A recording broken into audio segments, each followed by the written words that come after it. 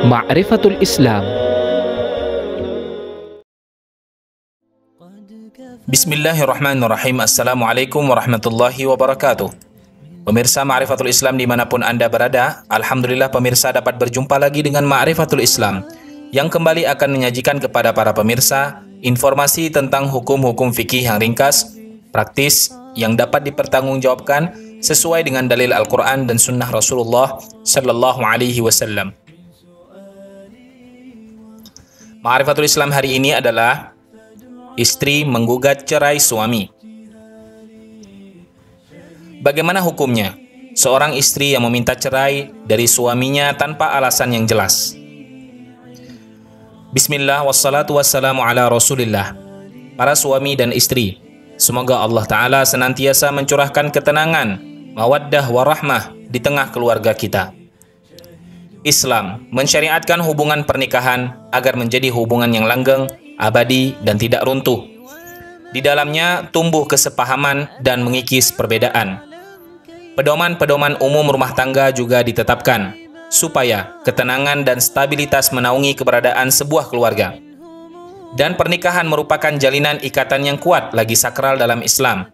Allah menamakannya sebagai mitsaqan ghalidha, perjanjian yang kuat. Karenanya, masalah-masalah yang berkembang seputar pernikahan mendapat perhatian yang besar, tidak dibiarkan tanpa tuntunan. Dengan demikian, pengaruh hawa nafsu dapat dihalau dari pasangan suami istri, dan mereka pun mengemudikan biduk rumah tangga dengan tuntunan yang jelas. Pembagian tugas antara suami istri sudah digariskan, yaitu dengan mempertimbangkan tabiat dan keadaan masing-masing, yakni dengan mengedepankan asas keadilan dan petunjuk yang lurus. Allah Ta'ala berfirman di dalam surah Al-Baqarah ayat 228. Walahunna mithlul ladzi 'alaihinna bil ma'ruf walirrijali 'alaihinna darajah wallahu azizun hakim. Dan para wanita mempunyai hak yang seimbang dengan kewajibannya menurut cara yang ma'ruf.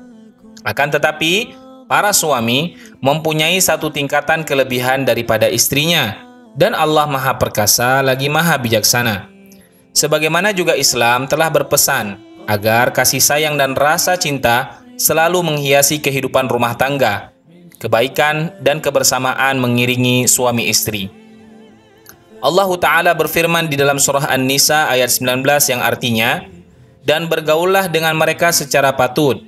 Kemudian jika kamu tidak menyukai mereka, maka bersabarlah, karena mungkin kamu tidak menyukai sesuatu padahal Allah menjadikan padanya kebaikan yang banyak. Meski kaidah syariat sudah ditegakkan untuk mempertahankan keutuhan keluarga, akan tetapi faktor kekeliruan dan kesalahpahaman yang menjadi tabiat manusia tetap memiliki potensi yang dapat menggoncang ketentraman kehidupan suami istri. Sebab menyatukan pandangan dua orang yang berbeda dalam semua aspek bukan pekerjaan mudah, terlebih lagi jika antara suami istri itu mempertahankan egonya masing-masing. Perbedaan-perbedaan yang masih bisa ditolerir agama tidak akan melahirkan persoalan selama masing-masing menjaga muamalah dengan pasangannya secara ma'ruf, baik. Bergaul dengan penuh kelembutan dan sabar, suami memuliakan istri dan begitu juga sebaliknya. Bisikan hawa nafsu dan ego pribadi harus dijauhkan sedemikian rupa, karena salah satu faktor yang sering menghancurkan keutuhan rumah tangga ialah senangnya mencari-cari kesalahan, kekeliruan, kelemahan pasangannya, dan mengungkit-ungkitnya, bahkan kemudian suka memperbesar masalah yang sebenarnya sederhana. Hingga terkadang, karena emosi yang memuncak, masing-masing tidak bisa mengontrol jiwa dan mental, serta dengan intervensi orang-orang yang tidak berkepentingan. Akan tetapi, wahai para suami dan istri, bagaimana jalan yang mesti kita tempuh untuk menuntaskan perbedaan pendapat, pertikaian, dan meredam kemarahan? Apakah dengan menjatuhkan talak kepada istri atau sebaliknya, istri meminta agar suami menjatuhkan talak kepadanya? Sebagaimana ditempuh orang-orang yang dilanda kebuntuan pikiran dan hati, tergesa-gesa tanpa mempertimbangkan dampak buruknya di keesokan hari. Persoalan talak, cerai, tidak lepas dari hukum agama. Seorang suami tidak bisa secara sembarangan melontarkannya atau seorang istri memintanya. Allah melarang, jangan sampai aturan-aturan itu dilanggar. Allah berfirman berkaitan dengan persoalan talak, yang artinya itulah hukum-hukum Allah. Wa tilka hududullah. Wa man yata'adda hududallahi faqad zalama nafsah. La tadri la'alla Allah yuhditsu ba'da dzalika amra. Itulah hukum-hukum Allah, dan barang siapa yang melanggar hukum-hukum Allah, maka sesungguhnya dia telah berbuat zalim terhadap dirinya sendiri. Kamu tidak mengetahui barangkali Allah mengadakan sesudahnya itu sesuatu hal yang baru. Sebagaimana juga talak merupakan salah satu ayat dari ayat-ayat Allah, maka harusnya dipahami, dimengerti, dan tidak boleh dipermainkan. Allah Ta'ala berfirman, وَلَا تَتَّخِذُوا آيَاتِ اللَّهِ هُزُوًا. Janganlah engkau jadikan hukum-hukum Allah itu permainan. وَاذْكُرُوا نِعْمَةَ اللَّهِ عَلَيْكُمْ وَمَا أَنزَلَ عَلَيْكُمْ مِنَ الْكِتَابِ وَالْحِكْمَةِ يَعِظُكُمْ بِهِ وَاتَّقُوا اللَّهَ وَاعْلَمُوا أَنَّ اللَّهَ بِكُلِّ شَيْءٍ عَلِيمٌ. Dan ingatlah nikmat Allah kepadamu, yaitu Alkitab dan Al-Hikmah. Allah memberi pengajaran kepadamu dengan apa yang diturunkannya itu, dan bertakwalah kepada Allah, serta ketahuilah bahwasanya Allah Maha mengetahui segala sesuatu. Al-Baqarah ayat 231. Lantas, bagaimana terapi untuk menyelesaikan pertikaian dalam rumah tangga? Hal ini sudah dijelaskan di dalam surah An-Nisa. Allah Ta'ala berfirman yang artinya, kaum laki-laki itu adalah pemimpin bagi kaum wanita. Oleh karena Allah telah melebihkan sebahagian mereka laki-laki atas sebahagian yang lain wanita.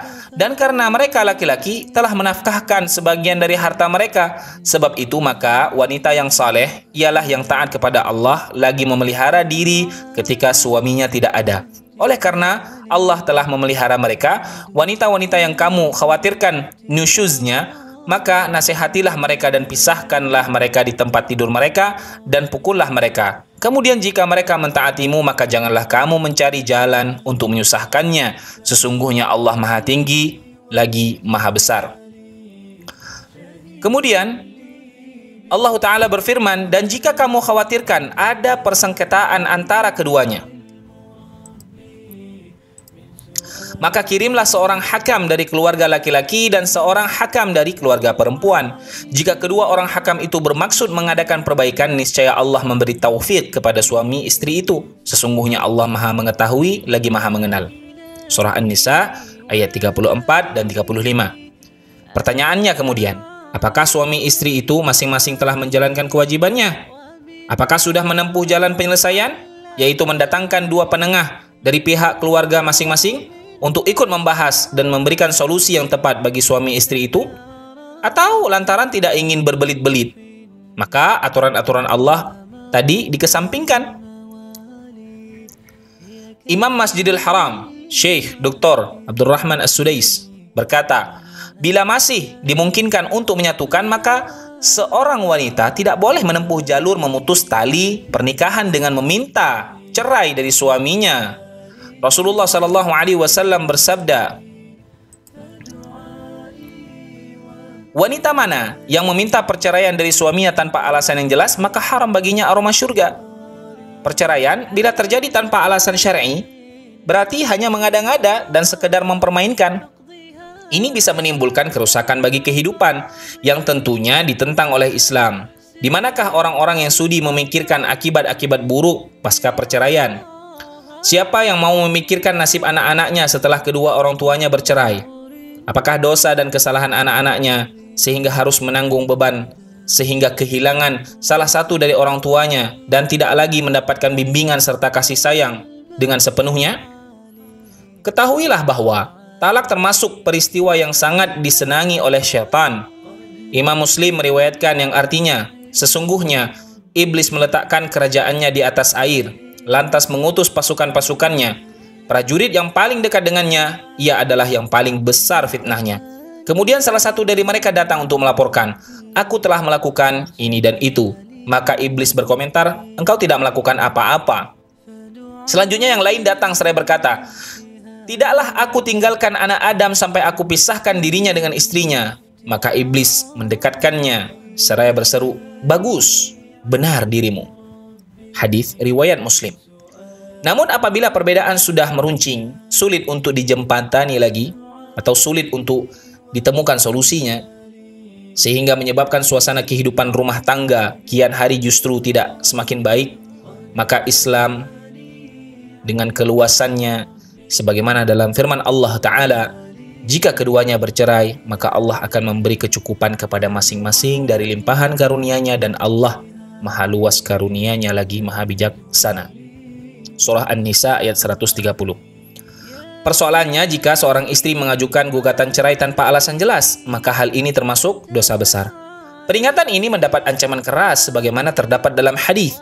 Akan tetapi, sebuah gugatan cerai dapat disahkan oleh agama bila ada alasan syar'i. Misalnya karena kurangnya agama, umpamanya dia tidak salat, tidak puasa, akhlaknya buruk pada diri suami, dan atau sewenang-wenang, lalu kemudian suami bertindak semena-mena hingga menyebabkan istrinya sangat tertekan dan tidak lagi memenuhi hak suami dengan baik, dan seterusnya.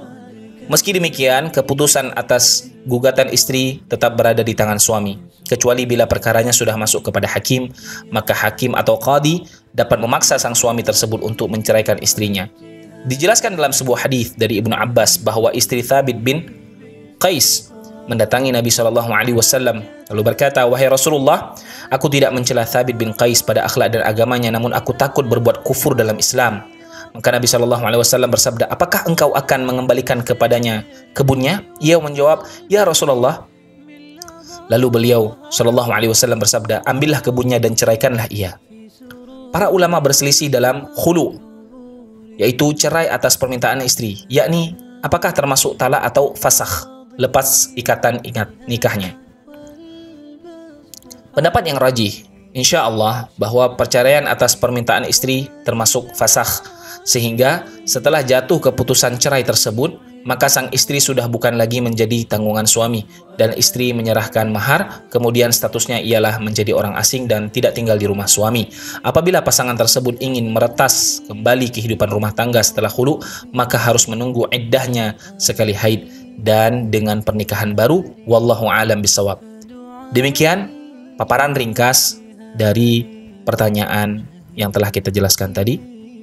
Insya Allah pembahasan yang lebih luas dalam permasalahan istri menggugat cerai dari suami ini insya Allah tentunya akan terus kita pelajari dan kita pertimbangkan. Semoga Allah menganugerahi keutuhan rumah tangga bagi setiap insan muslim. Segala kekurangan hanya milik manusia, kesempurnaan adalah Allah Subhanahu wa Ta'ala yang memiliki. Rabb kita maha sempurna, maha kaya, dan semoga kita diberikan ampunan oleh Allah Subhanahu wa Ta'ala. Amin ya rabbal alamin. Demikian Ma'rifatul Islam hari ini. Semoga tayangan kali ini menjadi penambah ilmu bagi para pemirsa yang belum mengetahui, serta menjadi pengingat kembali bagi para pemirsa yang sudah mengetahui, demi mendukung agar Ma'rifatul Islam terus berkembang menjadi lebih baik. Apabila pemirsa memiliki kritik, saran ataupun masukan serta pertanyaan, maka tidak perlu sungkan ataupun ragu untuk mengirimkannya ke redaksi Insan TV sebagaimana yang tertera di layar kaca Anda. Ma'rifatul Islam akan menerima semua saran, kritik dan masukan serta pertanyaan pemirsa dengan rasa syukur dan tangan terbuka. Akhir kata terima kasih, wabillahi taufik. Assalamualaikum warahmatullahi wabarakatuh.